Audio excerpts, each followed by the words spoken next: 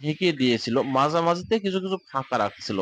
তো ওই আম খামারিকে আমি বললাম যে, অবশ্যই যে সিম্পটমটা দেখলাম যে বাচ্চাগুলা তার বুডারে যেভাবে জ্বর হচ্ছিল, একেবারে হপারের নিচে জ্বর হচ্ছিল।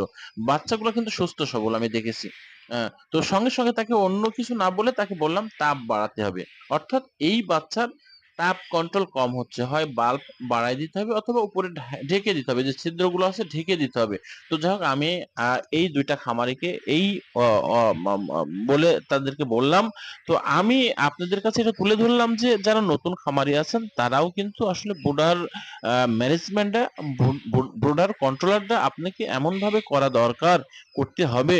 কারণ আ এই ব্রুডারে যদি আপনার পাখিকে কোনোভাবে একটু হলেও আ হ্যামারেজ করেন অথবা ধকল ফেলান, এই ধকলের প্রভাবটা কিন্তু বড় বড় যখন হয়ে যাবে তখনও থেকে যায়।